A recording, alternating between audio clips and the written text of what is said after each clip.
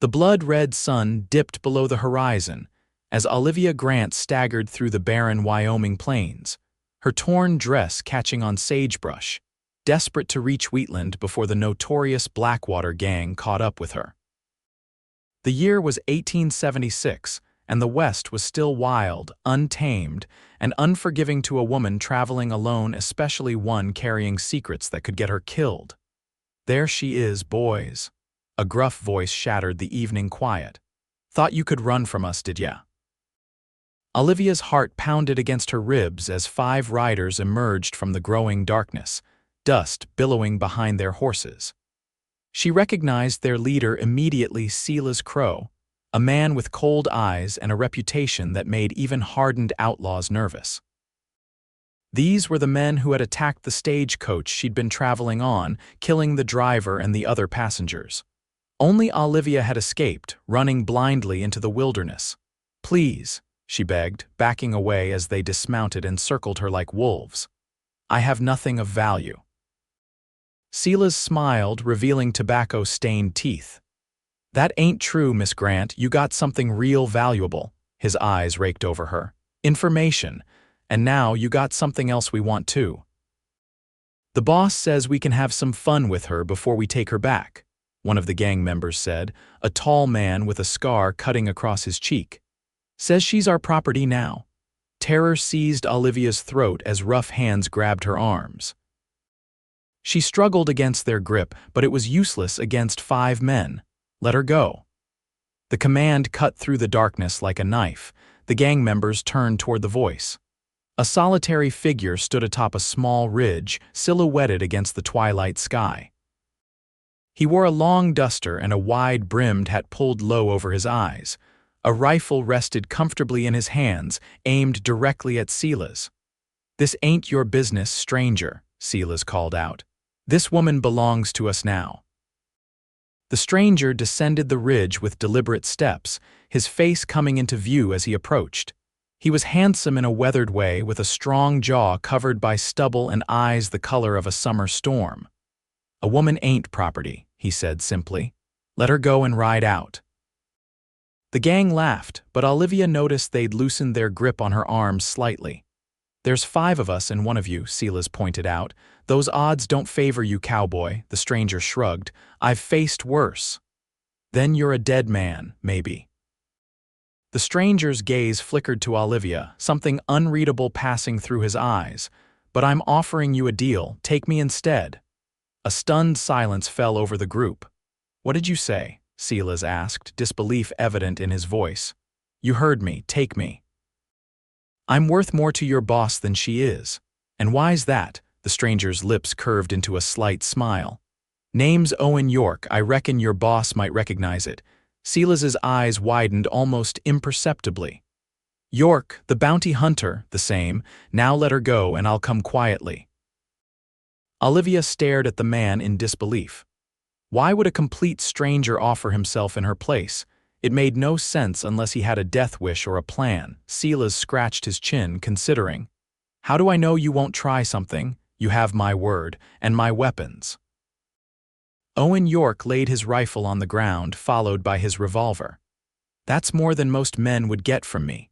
The gang exchanged glances. Finally, Silas nodded. "All right, the boss might be interested in having a word with the famous Owen York. Let her go, boys." The hands released Olivia and she stumbled forward, rubbing her arms where their fingers had left marks. "Get out of here," Silas ordered her. "Consider yourself lucky. Not many cross paths with the Blackwater Gang and live to tell about it." Olivia hesitated, her eyes meeting Owen's. "I can't just go," Owen interrupted softly. "Wheatland's about 3 miles east. You'll see the lights soon enough." As the gang members bound Owen's hands, Olivia took a tentative step backward, then another. "This ain't right," she whispered. "I can't leave you here."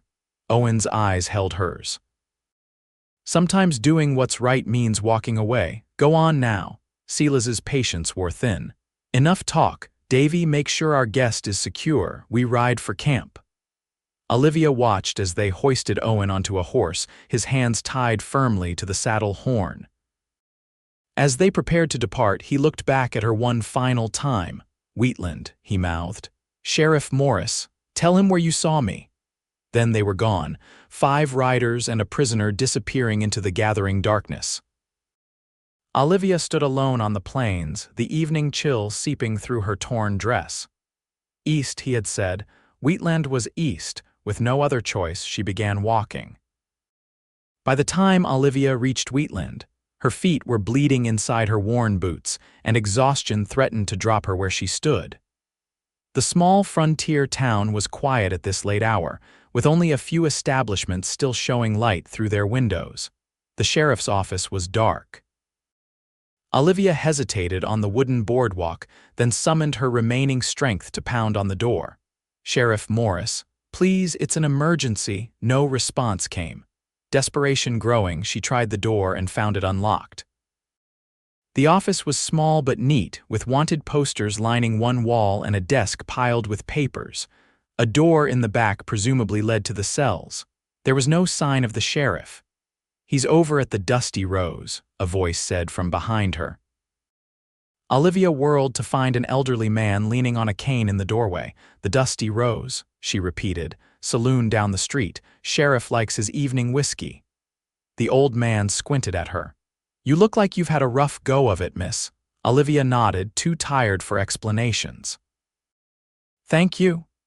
The Dusty Rose Saloon was hard to miss, the only building on the main street with a painted sign and raucous laughter spilling from its doors. Olivia steeled herself and entered, immediately drawing the attention of every patron.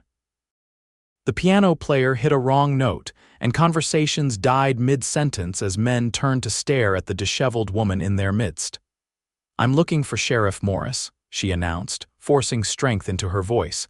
A heavy-set man at the bar raised his hand. "That'd be me." "What can I do for you, miss?" Olivia crossed to him, conscious of the eyes following her. "My name is Olivia Grant. I was told to find you. It's about Owen York." The sheriff's expression changed instantly. He set down his glass and stood. "Where is he?" "The Blackwater Gang took him. He traded himself for me." Sheriff Morris let out a low whistle. "Damn fool, always playing the hero." He gestured to a man at a corner table. "Hank, go wake Doc Peterson. Tell him we've got a lady in need of attention." To Olivia, he said, "Let's go back to my office. You can tell me everything there." In the sheriff's office, Olivia sank gratefully into a chair while Morris lit more lamps and poured her a cup of water. "Now," he said, sitting behind his desk, "start from the beginning." Olivia told him about the stagecoach attack, her escape, and how the gang had caught up with her. When she described Owen's arrival and his offer to take her place, the sheriff shook his head. Typical Owen, always putting himself in harm's way for others. "You know him well?" Olivia asked. "Known him since he was a boy. His father and I rode together for the Pony Express back in the day." Morris stroked his mustache thoughtfully. "Owen's one of the best bounty hunters in the territory, but he's got a soft spot for folks in trouble, especially women." "Why would the Blackwater Gang want him?" "That's the question, isn't it? Owen's been tracking them for months. He thinks their leader is someone called the Colonel, though nobody knows his real identity. My guess is they'll try to get information out of Owen before they kill him." Olivia's heart sank. "Then we need to help him. We can't just let them murder him after he saved my life." Morris sighed. "I appreciate your concern, Miss Grant, but Owen's made his choice. Besides, we don't know where the Blackwater Gang's hideout is. They could be anywhere in a 100-mile radius." But a knock at the door interrupted them. It was the doctor, a kindly-looking man with spectacles perched on his nose. "Sheriff," he nodded, then turned to Olivia. "Madam, I'm Dr. Peterson. Let's have a look at you." While the doctor treated her cuts and blisters, Olivia's mind raced. She couldn't simply forget about Owen York and continue on her way. He had sacrificed himself for her, a complete stranger. There had to be something she could do. "Sheriff," she said as the doctor finished, "I want to help find him." Morris exchanged a look with the doctor. "Miss Grant, the best thing you can do is rest. In the morning, I'll arrange for you to continue your journey wherever you were headed." "I was going to my uncle's ranch near Laramie," she replied, "but I can't leave knowing that man is in danger because of me." "Your uncle's ranch?" The sheriff's interest seemed piqued. Would that be Robert Grant's place? Olivia nodded. Yes, my father's brother. Well, I'll be, Morris said with a slight smile. Robert Grant's my neighbor, small world, ain't it? He studied her face. You have your father's eyes. How is James these days? He passed away 3 months ago, Olivia said quietly. That's why I'm heading to Uncle Robert's. There's nothing left for me in Boston. The sheriff's expression softened.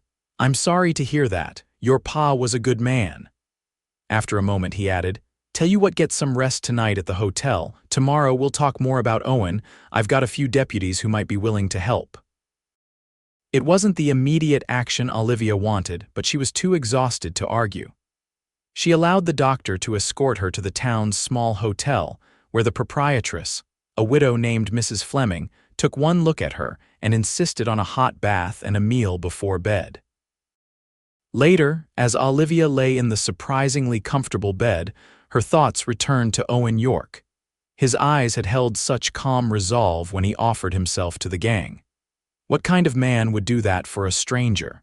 And more importantly, how could she repay such a debt? With these questions swirling in her mind, she drifted into an uneasy sleep. Miles away, in a remote cabin nestled in the foothills of the Laramie Mountains, Owen York sat with his hands tied behind him, facing the man known as the Colonel. The cabin was well appointed for an outlaw hideout, with actual furniture and oil lamps casting a warm glow over the rustic interior. 4 armed men stood guard, including Silas Crow. Mr. York, the Colonel said, his aristocratic accent at odds with his frontier surroundings. I must admit, I've looked forward to making your acquaintance. Owen studied the man before him. The Colonel was older than he'd expected, perhaps in his 50s, with silver hair and a neatly trimmed beard. He wore an expensive suit that wouldn't have looked out of place in a Boston boardroom. Can't say the feeling's mutual, Owen replied. You've caused a lot of trouble in this territory, the Colonel smiled. One man's trouble is another man's opportunity. You've been quite the thorn in my side, tracking my men, interfering with my business ventures. If by business ventures you mean robbing stage coaches and terrorizing innocent people, then yeah, I've been trying to shut you down. Come now, Mr. York, we're both businessmen in our way. You hunt men for money. I simply pursue wealth through different channels. Owen's eyes narrowed. There's a difference between bringing criminals to justice and being one. Is there? The Colonel raised an eyebrow. The line between lawman and outlaw has always been thin in these parts. I understand you were once a deputy marshal. What changed? None of your business. The Colonel chuckled. Fair enough. What I really want to know is how much the authorities have figured out about my organization. How close are they to identifying me? Owen remained silent. I admire your loyalty, Mr. York, but it's misplaced. The law in these territories is corrupt and ineffective. Men like me are the future. Men like you are the reason decent folks can't feel safe in their own homes, Owen countered. The Colonel sighed. I had hoped we might reach an understanding. I could use a man with your skills. Not interested. As you wish, the Colonel nodded to Silas. Mr. Crow, perhaps you can help our guest reconsider his position, but keep him alive for now. He may yet prove useful. As the Colonel left the cabin, Silas approached with a malevolent grin. Been waiting for this, York. You've put too many of my friends behind bars. Owen met his gaze steadily. Your friends chose their path, just like you did. The first blow caught him across the jaw, snapping his head back. As Silas continued his brutal work, Owen focused his mind on the woman he'd saved. Had she made it to Wheatland, found Sheriff Morris. He held onto that hope as pain exploded across his consciousness.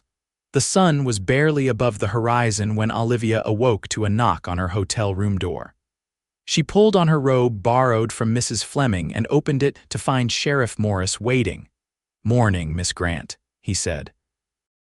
"Hope you slept well. I've got some news." Olivia ushered him into the room.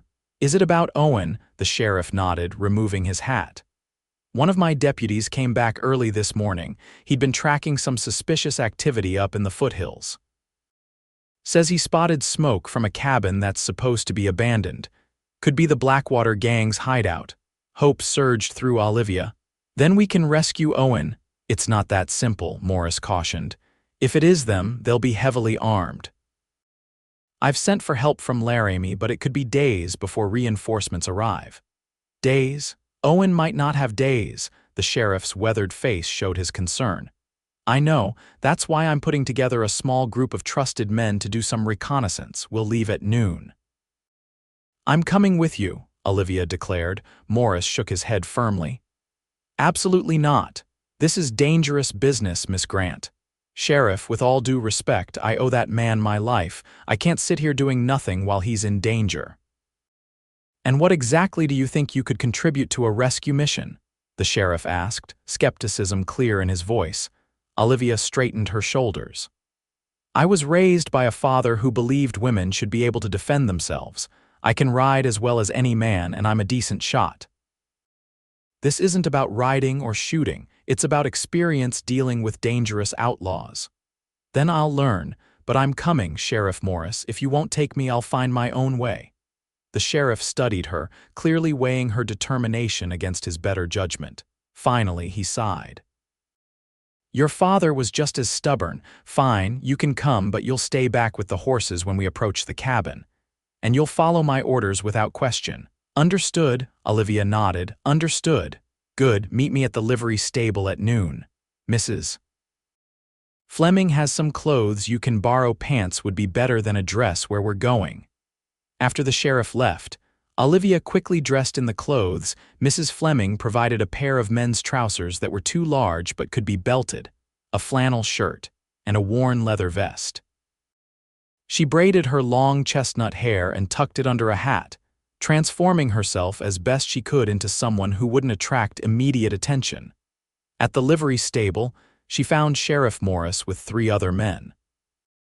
He introduced them as his deputies. Dan Fletcher, a young man barely out of his teens, Samuel Cooper, a middle-aged former cavalry soldier, and Charlie White Buffalo, a half-Cheyenne tracker whose dark eyes seemed to miss nothing.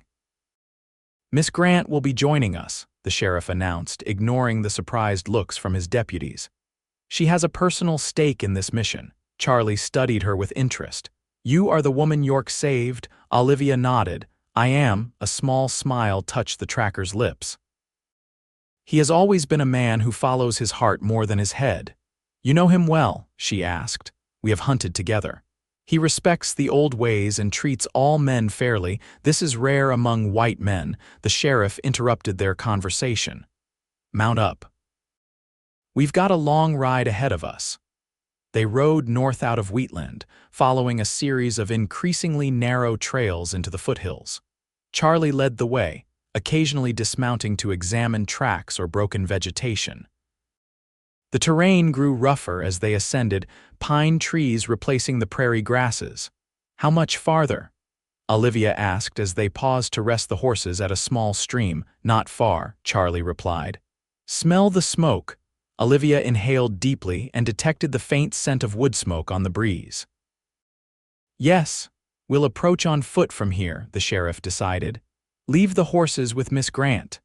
Olivia started to protest, but the look in Morris's eyes silenced her. She remembered her promise to follow orders. The men checked their weapons and moved out, disappearing into the trees with practiced stealth. Olivia watched them go, frustration building inside her. She hadn't come all this way to wait with the horses. After several minutes of internal debate, she tied the horses securely and followed the men's trail. Moving carefully through the underbrush, she eventually caught sight of them crouched behind a fallen log. Beyond them, in a small clearing, stood a well-maintained cabin with smoke rising from its chimney. 2 men with rifles stood guard outside. Olivia stayed back, observing from behind a large pine tree. Sheriff Morris and his deputies were conferring in whispers, presumably planning their approach. The cabin appeared to have only one door and a few windows, all with their shutters closed despite the mild day. Suddenly, the cabin door opened, and Olivia's breath caught in her throat. Sela's crow emerged, dragging a stumbling figure behind him. Even from a distance, she recognized Owen York, though his face was bruised and swollen. Silas shoved him roughly toward a water pump in the yard. "Clean yourself up," Silas ordered loudly enough for her to hear.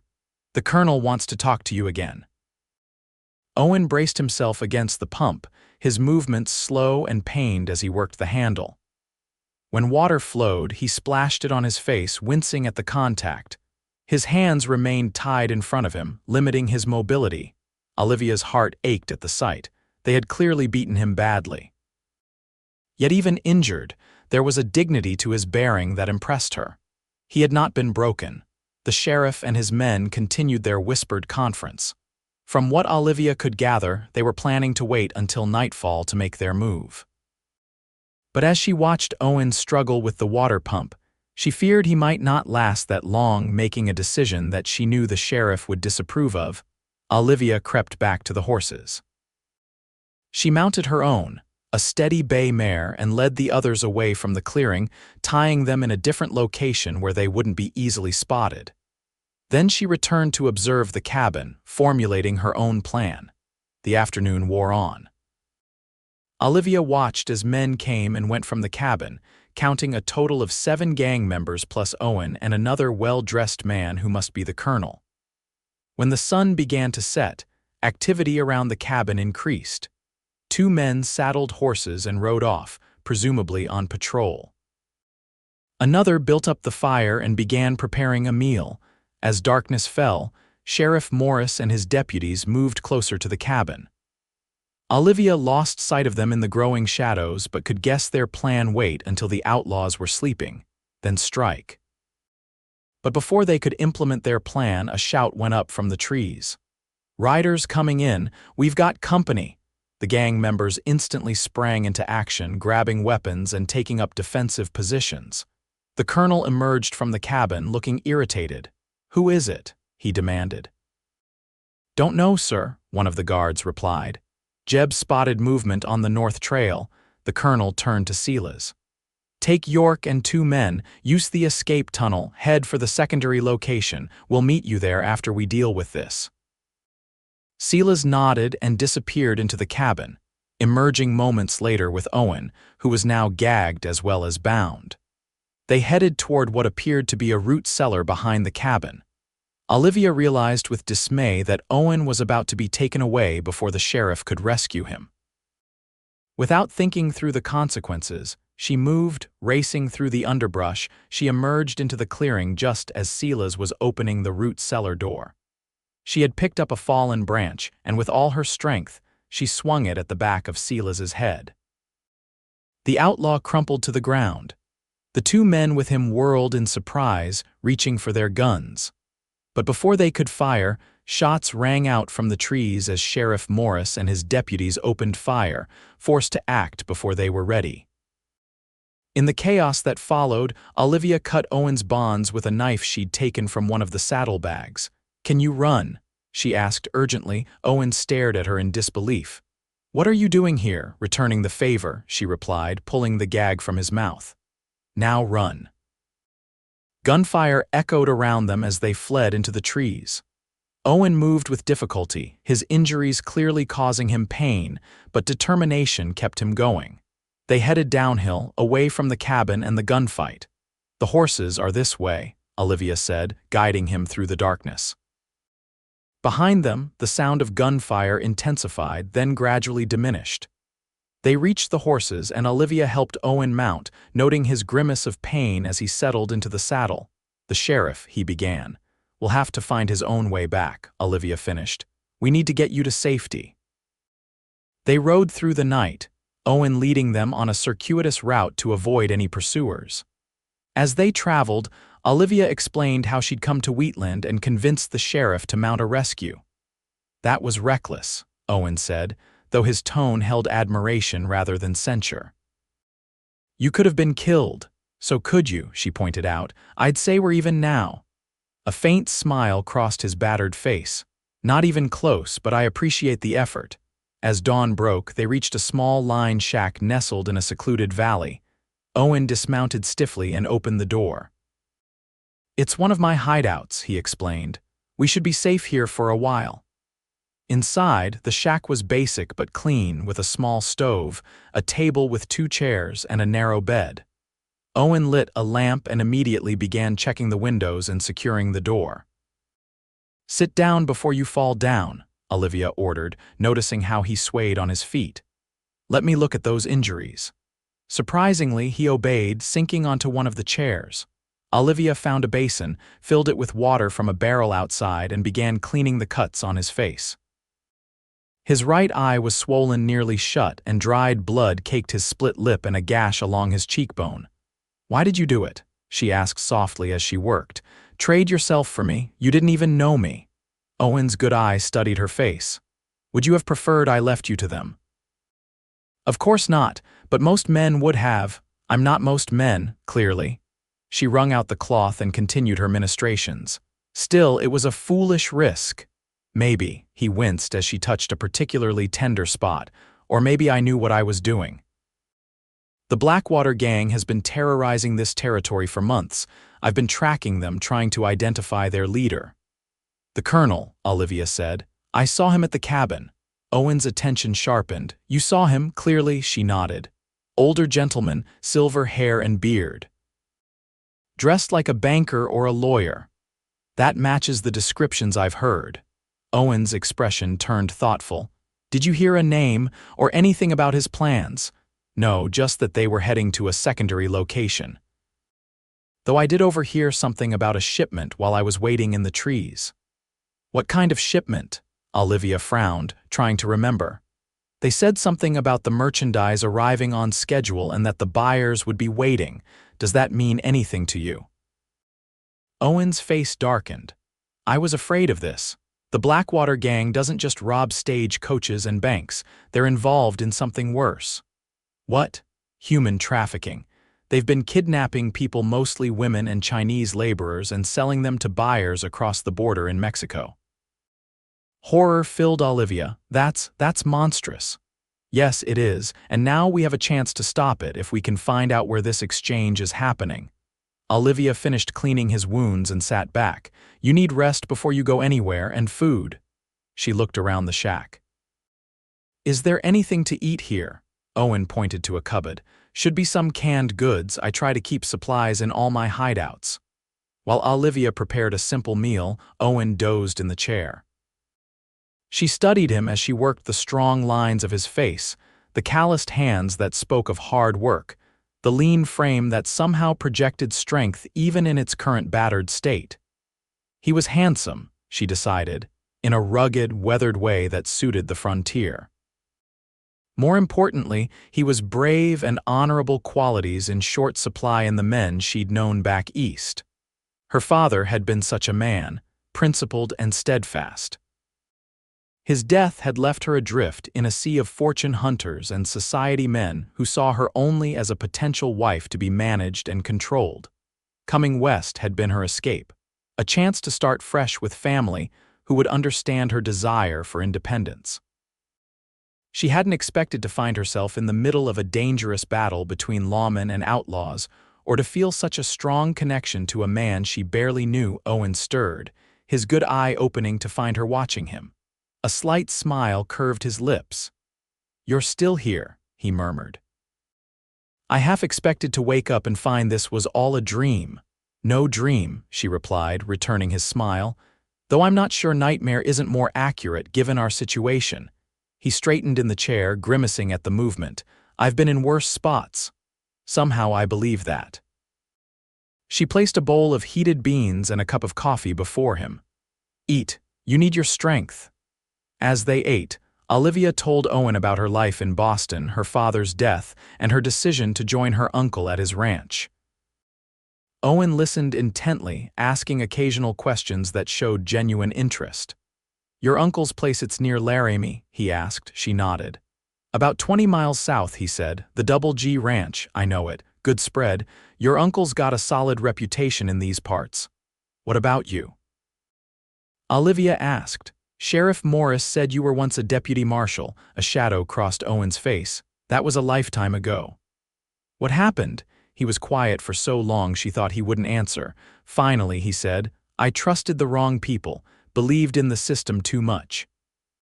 3 innocent men died because I followed orders instead of my conscience. I'm sorry, Olivia said softly. Owen shrugged, the movement causing him to wince again. After that, I turned in my badge, decided I'd rather work alone, bringing in outlaws my way. At least then, the only person who suffers for my mistakes is me. That sounds lonely. It is. His eyes met hers, but it's safer that way. Safer for whom, Olivia wondered but didn't ask. Instead, she said, "What will you do about the colonel and his gang? Find them, stop them. Make sure they can't hurt anyone else. Alone, if necessary." Olivia shook her head. "That's just pride talking. Even you can't take on an entire gang by yourself."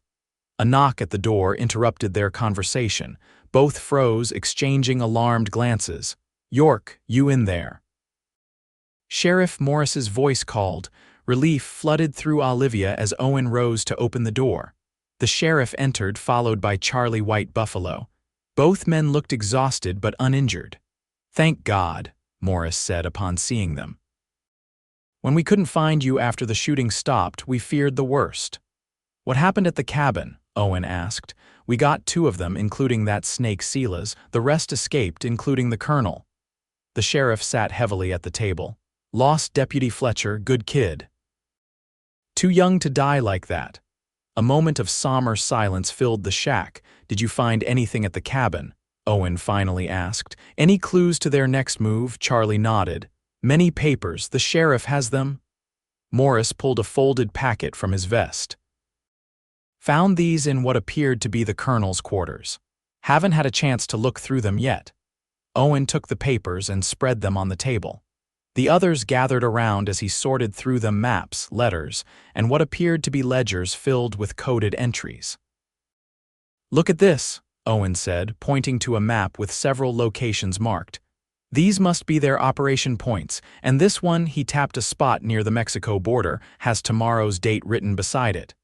"The shipment," Olivia realized. "That must be where they're taking the people they've kidnapped," Owen nodded grimly. "If we're going to stop them, it has to be there, and soon." The sheriff studied the map. "That's nearly 100 miles from here. Even riding hard, it would take at least 2 days." "There's a train," Charlie pointed out. "From Laramie, it passes near this place." Hope kindled in Owen's eyes. "If we leave now, we could make the morning train from Laramie." Morris raised an eyebrow. "You can barely stand, York. I'll manage." The sheriff shook his head. "This is a job for the law now. I'll telegraph the territorial marshal from Laramie. They can send a proper posse."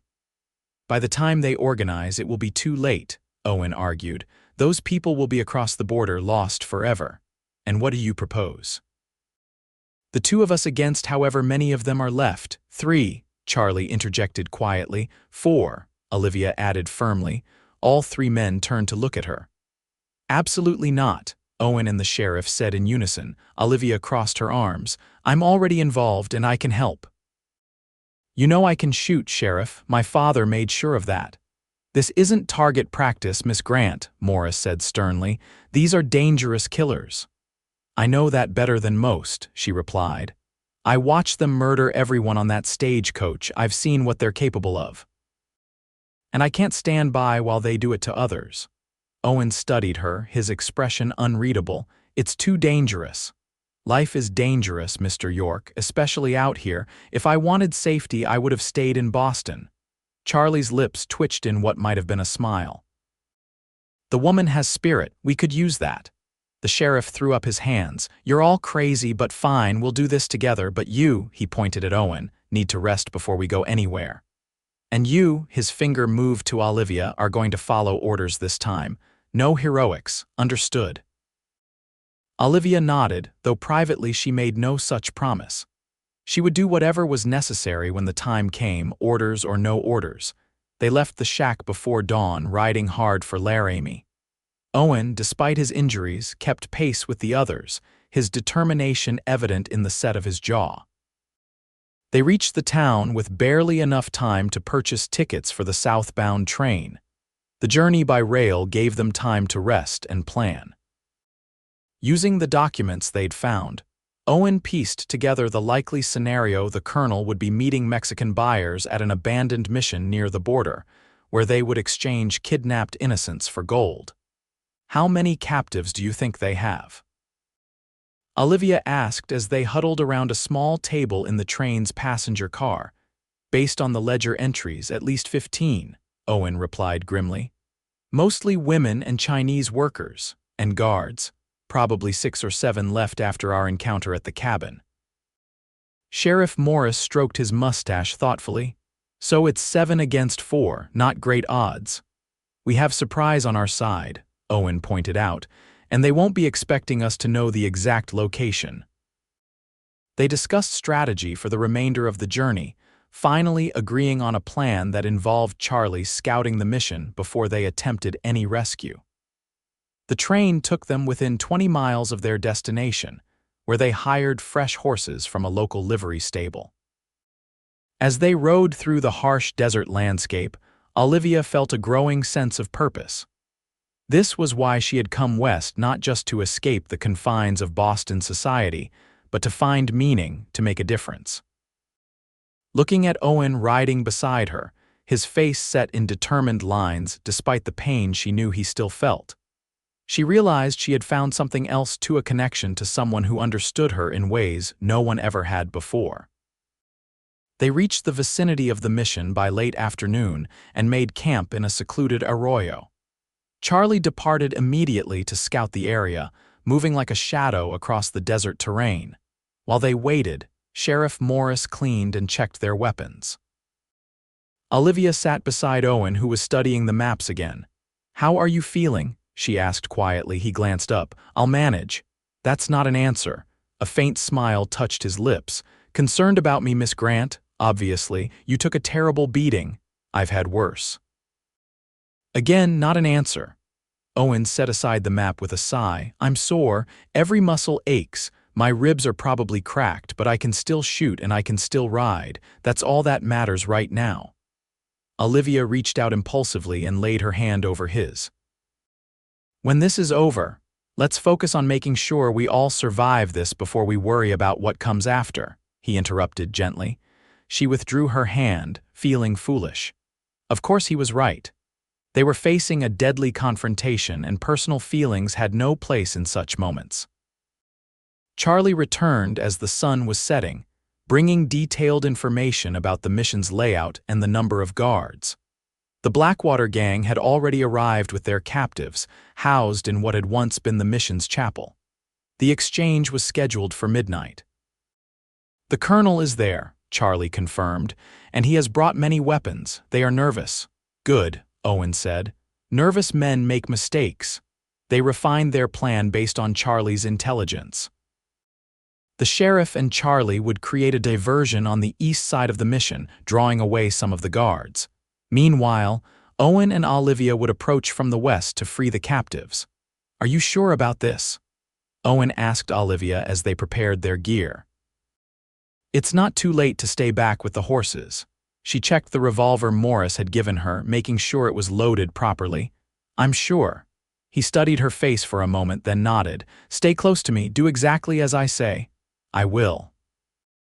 They moved out as darkness fell completely, the desert night cold and clear with 1,000 stars overhead. The mission loomed before them, its adobe walls pale in the moonlight. As planned, Sheriff Morris and Charlie approached from the east, while Owen and Olivia circled to the west. When they reached their position behind a crumbling wall, Owen signaled for Olivia to wait. Moments later, the sound of gunfire erupted from the east side of the compound. Shouts of alarm rang out and several guards ran toward the disturbance. "Now," Owen whispered. They slipped through a broken section of the wall into what had once been the mission's courtyard. Staying in the shadows, they made their way toward the chapel. Owen moved with practiced stealth despite his injuries, and Olivia followed his example, placing her feet carefully to avoid making noise. They reached the chapel door without being detected. It was guarded by a single man, his attention focused on the commotion across the compound. Owen crept up behind him and struck him with the butt of his revolver. The guard collapsed without a sound. Inside the chapel, they found the captives' women and men huddled together in fear, bound with ropes. Owen quickly explained in low tones that they were there to help, while Olivia began cutting bonds with a knife. "Get them out through the west wall," Owen instructed. "I'll cover your retreat." Olivia organized the terrified captives into a line, urging them to move quietly. As they began filing out of the chapel, a shout from the courtyard indicated their presence had been discovered. "Go," Owen ordered, taking up a position at the chapel door. "I'll hold them off." Olivia hesitated, torn between her duty to the captives and her fear for Owen. "Please," he said, his eyes meeting hers. "Get them to safety." With a nod, she led the captives toward the broken section of wall. Behind them, gunfire erupted as Owen engaged the approaching guards. Outside the wall, Olivia directed the freed prisoners toward the arroyo where they had left their extra horses. As the last of them disappeared into the darkness, she turned back toward the mission, unable to leave Owen behind. The gunfire had intensified, now coming from multiple directions. She could hear Sheriff Morris's voice shouting orders and the distinctive report of Charlie's rifle, but there was no sign of Owen.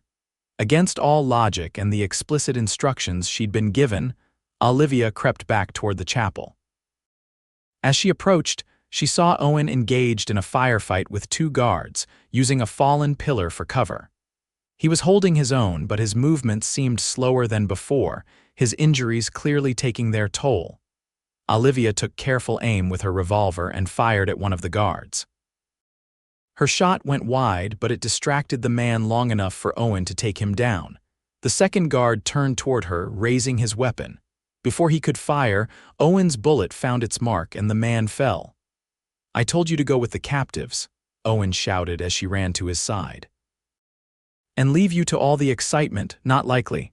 A wry smile crossed his face. "Stubborn woman." "You're welcome," she replied, helping him to his feet. "Now, where's the colonel? Last I saw, he was heading for the stables, probably trying to escape in the confusion." They made their way across the courtyard, dodging bullets and staying to the shadows. The stables stood at the north end of the compound, and as they approached, they heard the sounds of horses being hastily prepared. Owen held up his hand, signaling for Olivia to wait. He peered around the corner of the building, then quickly pulled back as a shot splintered the wood where his head had been. "He's in there," Owen confirmed, "and he's not alone." "What's the plan? I'll go in the front. You circle around to the back, but don't engage unless absolutely necessary." Olivia nodded and slipped away, finding a rear entrance to the stables. Inside, she could hear men arguing. "We need to go now, sir," a voice insisted. "The whole operation is compromised." "Not without the gold," the colonel's cultured tones replied. "The buyers will be here any moment." "The buyers will turn back when they hear gunfire. We need to cut our losses." Olivia peered through a crack in the wall.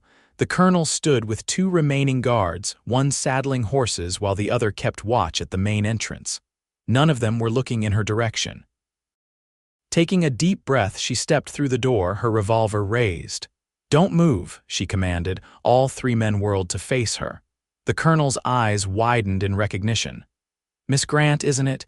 You're proving to be quite the persistent problem." "Put down your weapons," she ordered, trying to keep her voice steady. The men exchanged glances but made no move to comply. The colonel studied her with calculating eyes. "You won't shoot us, my dear. You don't have it in you." "Try me," she replied, tightening her grip on the revolver. A smile spread across the colonel's face. "Actually, I don't think I will." He nodded to one of his men. "Rodney, take care of this nuisance." The guard raised his gun, but before he could fire, the stable door burst open and Owen charged in, firing as he moved. The guard fell, and the second man dove for cover, returning fire. In the chaos that followed, the colonel grabbed a saddled horse and mounted, spurring the animal toward the open back door where Olivia stood. She fired, but missed as he bore down on her. At the last second, she dove aside, the horse's hooves barely missing her as the colonel galloped into the night. Owen dispatched the remaining guard and rushed to Olivia's side. "Are you hurt?" "No, but the colonel is getting away." Without hesitation, Owen pulled her to her feet and toward another saddled horse. "Come on," they rode out after the colonel, following his dust trail in the moonlight. The desert terrain was treacherous at night, with hidden arroyos and patches of loose sand that could bring down a horse. But Owen navigated it skillfully, keeping pace with their quarry. The colonel led them on a desperate chase across the desert, eventually turning toward a series of rocky outcroppings. As they approached, Olivia realized it was a box canyon the colonel had trapped himself. They dismounted at the entrance to the canyon, drawing their weapons as they advanced on foot. The colonel's horse stood riderless near a cluster of boulders, the animal's sides heaving from the hard run. "He's here somewhere," Owen whispered. "Stay sharp." They moved forward cautiously, scanning the rocks for any sign of movement. The moonlight cast deep shadows, creating perfect hiding spots among the boulders. A shot rang out, the bullet ricocheting off a rock near Owen's head. He pulled Olivia down behind cover as the colonel's voice echoed through the canyon.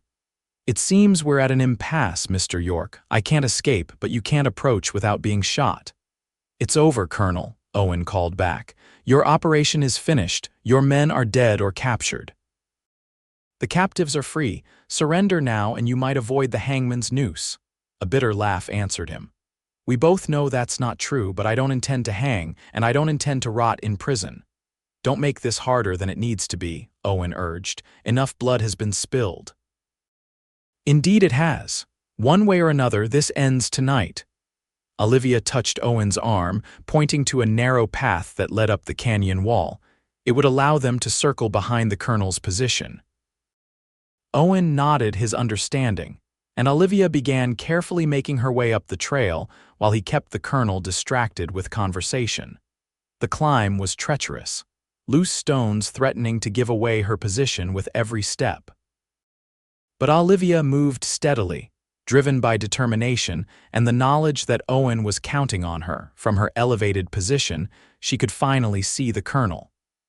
He was crouched behind a large boulder, his attention focused on where he expected Owen to approach from. He didn't see Olivia as she aimed her revolver.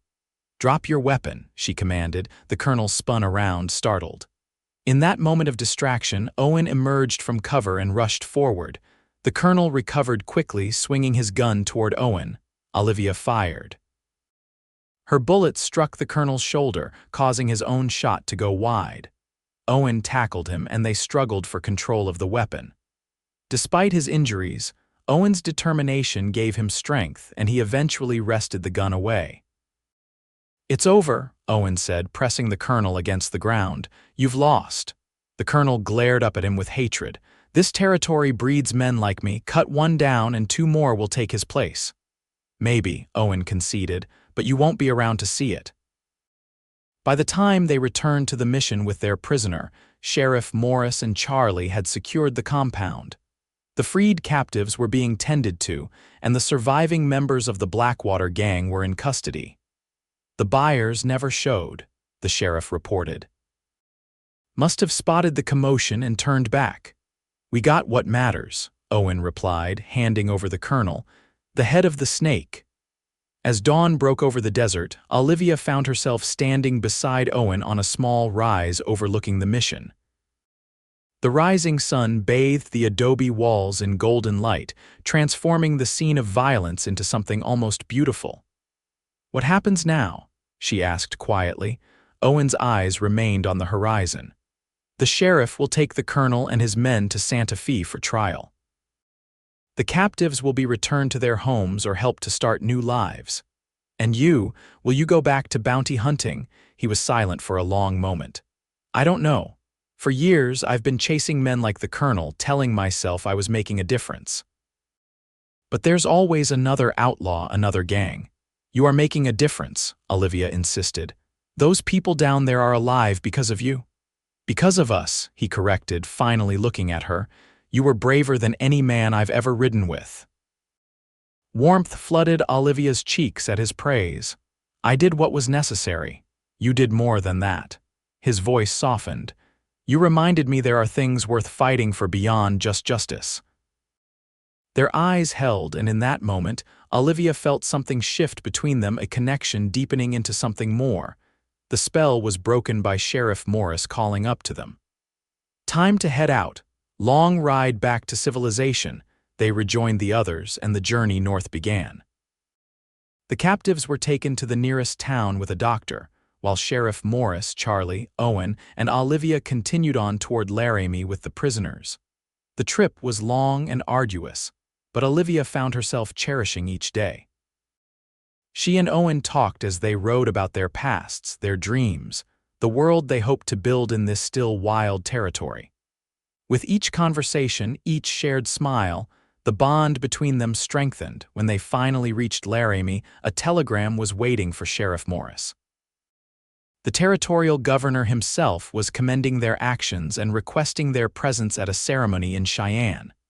"Looks like you're going to be heroes," Morris told Owen and Olivia with a grin. "The governor's offering you a reward too." Owen shook his head.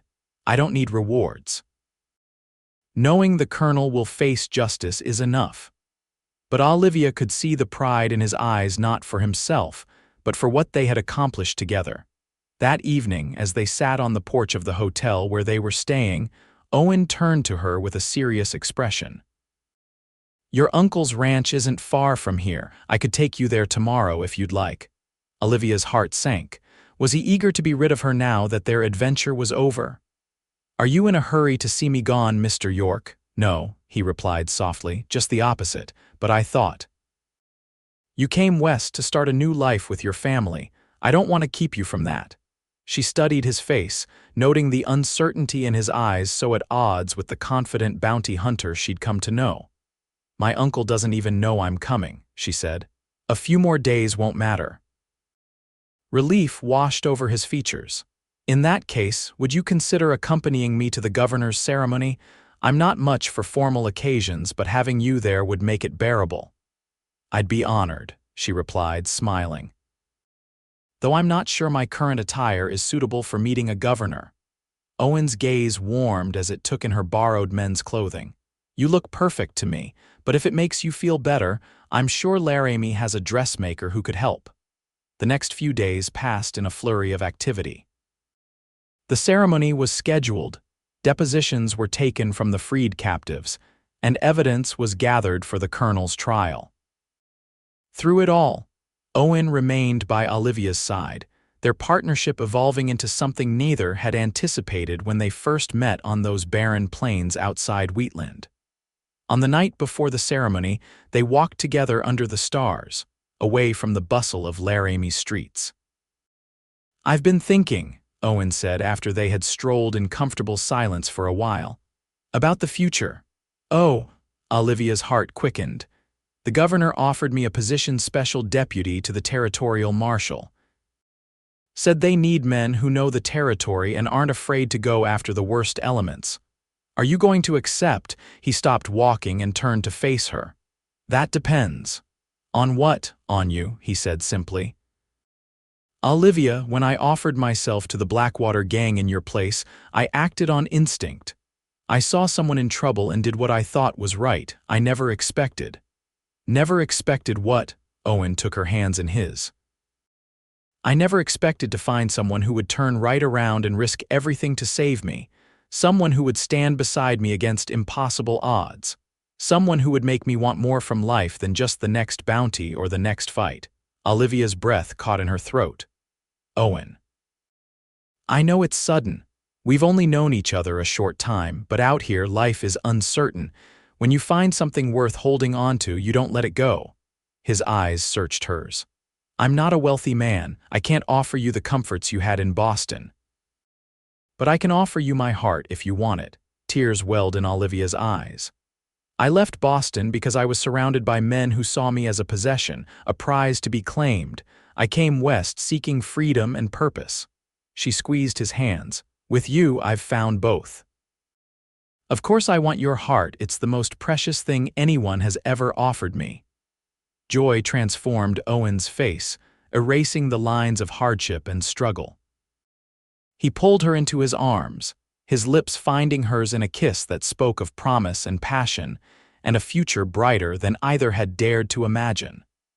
The governor's ceremony was a grand affair, with speeches and medals and newspaper reporters clamoring for details of their adventure. Olivia, dressed in a new gown of deep blue silk, stood proudly beside Owen as they were honored for their bravery in bringing down the Blackwater Gang. Afterward, they traveled together to the Double G Ranch, where Olivia's Uncle Robert welcomed them with open arms. When Owen formally asked for permission to court his niece, Robert laughed and said, "Seems to me the courting's already been done."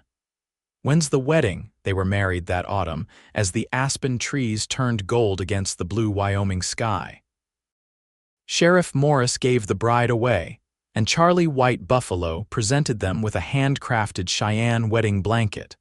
Owen accepted the governor's appointment, but with conditions he would work only in the Wyoming territory, and he would have the freedom to choose his assignments. This allowed him to be home with Olivia more often than not, as they built a life together on a small ranch near Wheatland.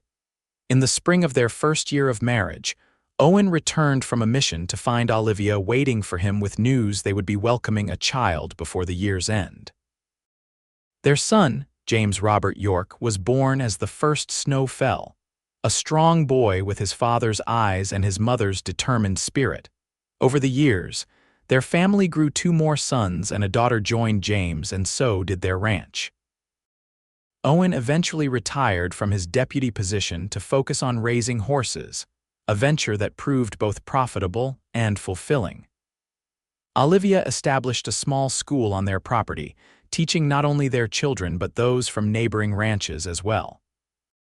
The Blackwater Gang became a distant memory, though the colonel's trial and subsequent hanging made headlines across the territory.